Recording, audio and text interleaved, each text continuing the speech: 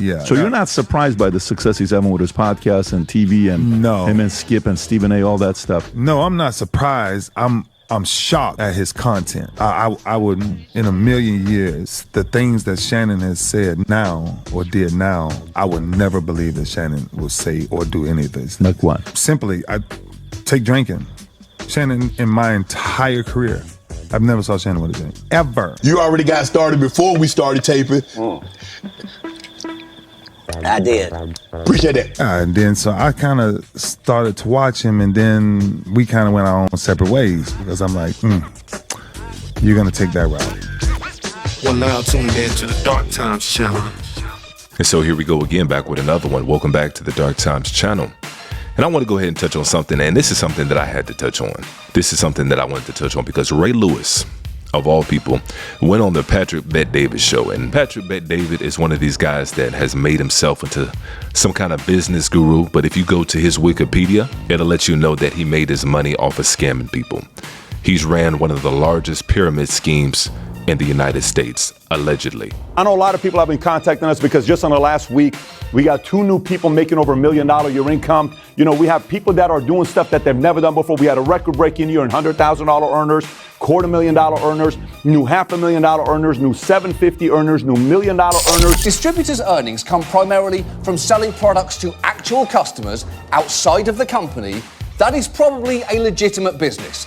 But if those earnings come primarily from selling product to the distributors you've recruited below you, and their sales of product to the distributors they've recruited below them, all within the company, that may be a pyramid scheme. And he's somebody within the past few years that has pivoted, and now he's turned himself into a right-wing personality. He's probably one of the largest right-wing personalities on YouTube. And every chance he gets, he's always spewing some kind of anti-black point of view. If you care about the community, why not stay there and change it? Well, first of all, does anybody else move? What do you mean? Who the hell else don't move? Well, how do you think suburbs were created? But wait a minute. What do you mean? How do you think white flight was created? So everybody else get to move, but we can't move? But if you act like you care about the community as much as you do, stay there. But I'll answer your question. Do you know why? Because when African Americans were living in black neighborhoods, they also had economically depressed housing values, and the reality is they were not able to change it. Help change it. Are you serious? Yeah, I am. Okay, I'll give you an idea. Here's Are you familiar with Palmdale? I'm gonna need you to be drug tested. Seriously, do you even know today? We've done the stories in Florida when somebody's black selling their house, the appraisers will come in and literally give them a value $100,000 to $300,000 less because they're black. You know that's actually happened, right? You'll take one story and say that. Oh my God! On how many occasions has that happened? Are you serious? Do you think a message like why don't you go ahead and Google? Why don't you go ahead and Google? How many times has that happened? No, I believe it's happened, but how many times has that happened? The New York Times literally just did a story talking about the systemic racism that exists within housing appraisals. This is a fundamental problem. I'm trying to see you're living in a different reality. What progress are you making by saying that? What progress? So what you're doing? I'm trying to end that. And so that's what PBD is on. That's what his show is primarily about, if you listen to it, especially as it pertains to so-called black people. And so a lot of people feel some kind of way about Ray Lewis going on this show and talking the way that he talked about his longtime friend, Shannon Sharpe. Shannon Sharpe, did you think he was one day going to be a good TV guy personality? Yeah. And would he say he's going to do it? Yes, he had already started prepping. How much before he retired did he come? He'd been started. Oh, so he's known he's going to be doing that. Yeah. So you're not surprised by the success he's having with his podcast and TV and him and Skip and Stephen A, all that stuff? No, I'm not surprised. I'm shocked at his content. I wouldn't, in a million years, the things that Shannon has said now or did now, I would never believe that Shannon will say or do any of this. Like what? Simply, I take drinking. Shannon, in my entire career, I've never saw Shannon with a drink, ever. Yeah, and then so I kind of started to watch him, and then we kind of went our own separate ways because I'm like, you're gonna take that route. I can't go that route. Never can go that route. And that route is to become so worldly that you become popular because you're talking about ignorance, right? A lot of times, a lot of these gossip conversations that they're having and bringing up all this stuff, I'm not going to do that to nobody. I'm not in the business for that. I'm in life to try to teach people what does it mean to be a better man or get back to the kingdom. Everybody wants the follower. Everybody wants to be popular. Everybody wants to make money. That's a tightrope into what you call influence and popularity. Right? The devil has the ability to make you popular. God has the ability to give you influence, that when people see you, they see an image of him. And that's the thing for me that started to switch with not just Shannon, but just a couple of people. I'm like, wow, you would switch out like that?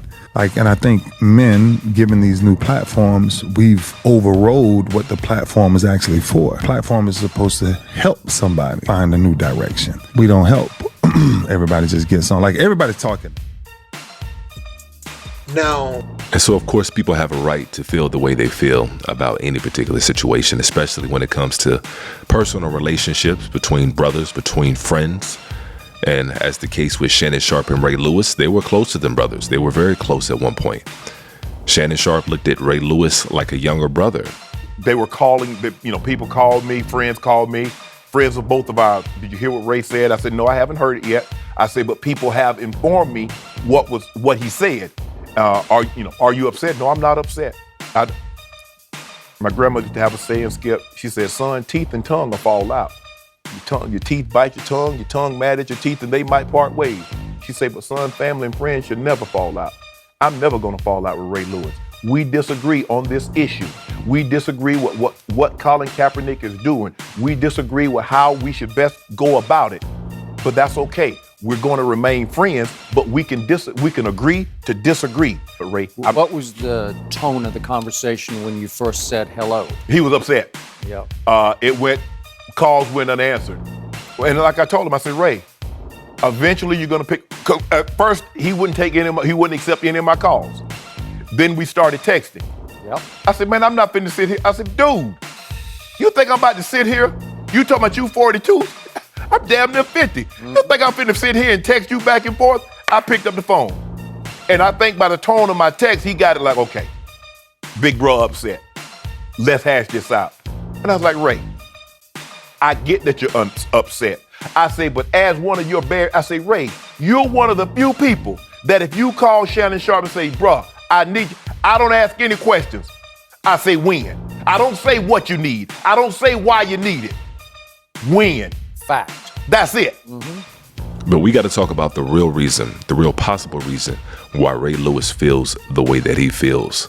Because some people are saying that Ray Lewis never really recovered from the whole Colin Kaepernick situation. Because if you remember about 8 years back when the whole Colin Kaepernick situation was at its peak, Ray Lewis was one of the people that was going up against Colin Kaepernick. And he was getting called out by a lot of his colleagues for it. Is that I, as a guy that knows you, watched you, the whole situation would have. So take the entire Shannon thing out of it. Right. My question for you is, given the fact that you are someone that met with President Trump, given what he said Friday, given what you had said, and given your relationship to the Kaepernick situation, do you feel the same way about all of those things that you did Thursday that you do today? Did anything change for you from Friday, Saturday, Sunday? Yes, what changed is we need prayer. We need prayer. Colin Kaepernick need a job. Well, maybe. Absolutely.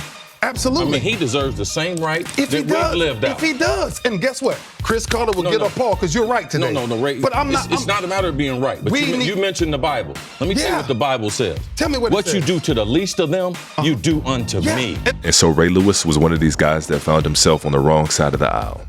And he paid for it. He was getting that work. People on social media were having a ball with it. So much so he had to apologize. He tried to apologize. At least he tried to backtrack and walk back some of the things that he said, but it was almost too late to a point. The damage was done. The optics didn't look good. And then to top it all off, his brother, his longtime friend, Shannon Sharpe, was on the right side. Everybody has a right to express themselves, in that regard. But I don't think it's good to be a distraction to your team. I don't think it's good to use the team as the platform. I totally disagree with that. Not his protest, but I just think there's a right way to do things. And I don't think two wrongs make a right. Never have, never will. And I think that it just creates more divisiveness, more division. Really? Is that Coach Swinney? He quoted Dr. King. I said, you're contextualizing Dr. King in today. Think about it.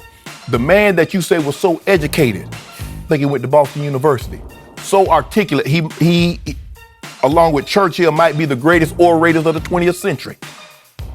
Could speak so eloquently, and people would just be in awe and like, oh my God, is this God actually speaking? Spit on, stabbed, beat, jailed. A peaceful protest, locking arms, showing unity. And what did it get him? And not only did it get him beaten, not only did it get him spit on, not only did it get him stabbed in jail, it ultimately cost him his life. So I'm trying to figure out, what is it if it's peaceful? Not rioting, we're not destroying our own communities, we're doing it peacefully, and it's still a problem. So in actuality, what I really would like to know, what is the real problem? What is it that you really have a problem with?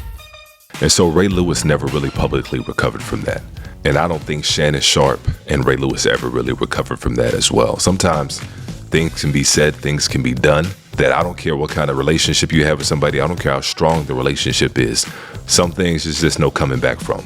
And I think that's one of them, at least for Ray Lewis. I think Ray Lewis took it personally. And it wasn't that Shannon Sharpe did anything to try to publicly humiliate Ray Lewis. Ray Lewis did it to himself. And for the mere fact Shannon Sharpe is who he is, and he says what he says, and he's able to articulate and speak on behalf of a lot of people within the community, he resonates more with a lot of people. And so a lot of people see this dig that Ray Lewis took at Shannon Sharpe as a personal dig. And Ray Lewis tried to make it come across as it was some kind of holier than thou, sanctimonious reason why he wasn't messing with Shannon Sharpe anymore. People have a right to change their lifestyles. I've gone through years where I didn't drink. I've gone years where I did drink a little bit. People have a right to change it up. And oftentimes you have football players that won't drink or smoke during their playing careers. But then after their playing career is up, they start doing some of those things. Give me a Hennessy and Coke, and for my boy, yo, wait a minute, what you want? Club soda, please, with lime. And it doesn't make them a phony in the least bit. But what does make you a phony is to go on somebody's show like Patrick Bet-David and castigate somebody that used to be your friend, used to be your brother, on that kind of network. That says a lot. And that's why Ray Lewis was treated the way that he was treated. And so I definitely felt Ray Lewis was out of line for that. But to me, not surprising in the least that he would do something like that. But those are my thoughts on it anyways. Make sure you guys go ahead and try to keep that conversation going on down below as we usually do. And if you haven't done so already, make sure you guys go ahead and hit that like button for me one time. And if you're not new to the channel and you've been enjoying the content so far on this channel, make sure you guys go ahead and hit that subscribe button for me as well. And as usual, peace and chaos.